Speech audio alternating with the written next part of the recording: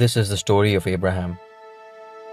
He was the son of Terah and the descendant of Shem, one of Noah's sons. He, along with his wife Sarah, lived in the land of Ur in Babylonia and later moved to the Haran and stayed there. The Lord God called to Abraham and said, "Leave your country and relatives and go to the land I am going to show you. I will bless you and make you famous. I will bless those who bless you and curse those who curse you.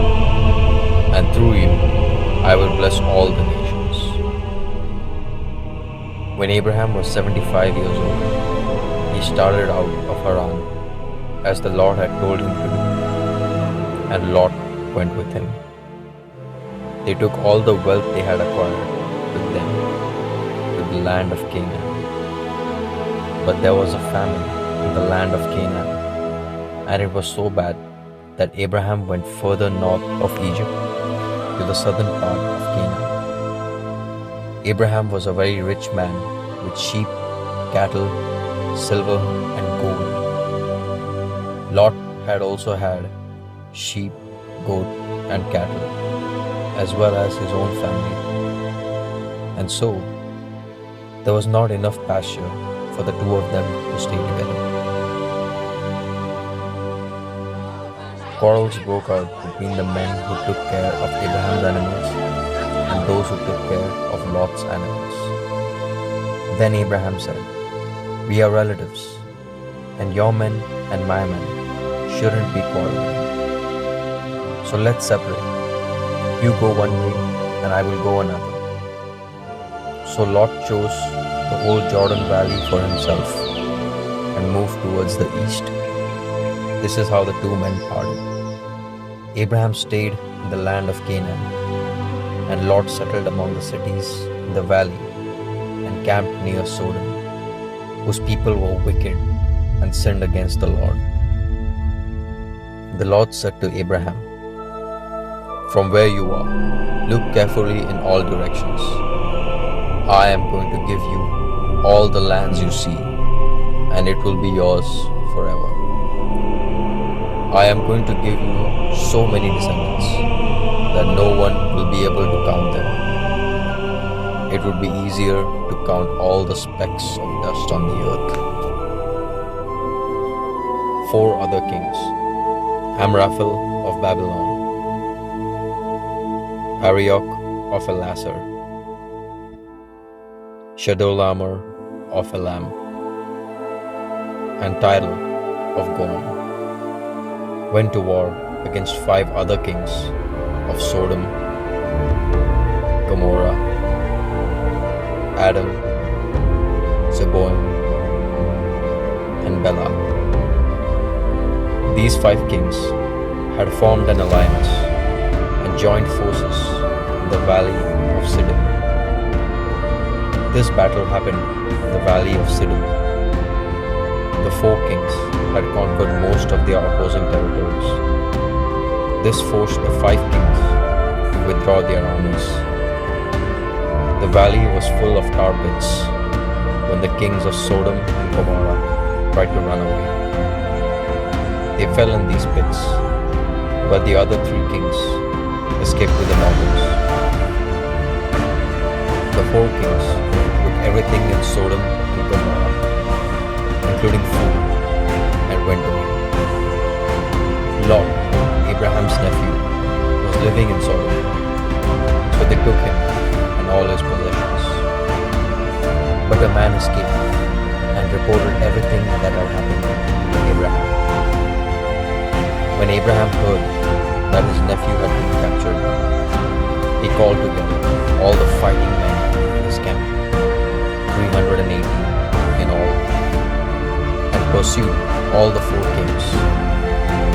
He divided his men into groups and attacked them at night and defeated them. He chased them off the land and recovered all the food that had been taken. He also brought back his nephew Lot, his possessions, together with the woman and all the other prisoners. After this, Abraham had a vision and heard the Lord say to him, "Do not be afraid, Abraham. I will shield you from great danger and give you a great reward." But Abraham answered, "What good will your reward do to me, since I have no children?" The Lord took him outside and said, "Look at the sky and try to count the stars. You will have as many descendants as that." At this time, Abraham was 100 years old, and his wife Sarah was 90 years old. The Lord said to Abraham, "I will bless Sarah and give her a son. I will bless her, and she will become the mother of nations, and there will be kings among her descendants." Abraham bowed down with his face touching the ground, but he began to laugh when he thought, "Can a man have a child when he is 100 years old?" But God said, "No, your wife will bear a son, and you will name him Isaac. I will keep my covenant with him and with his descendants forever. He will be the father of 12 princes, and I will make a great nation of his descendants." When God finished speaking to Abraham, he left him. The Lord blessed Sarah as he had promised. She became pregnant and bore a son to Abraham when he was old. The boy was born at the time when God had said he would be born. Some time later, God tested Abraham. He called to him, "Abraham." And Abraham answered, "Yes, here I am." "Take your son, your only son Isaac, whom you love so much, and go to the land of Moriah.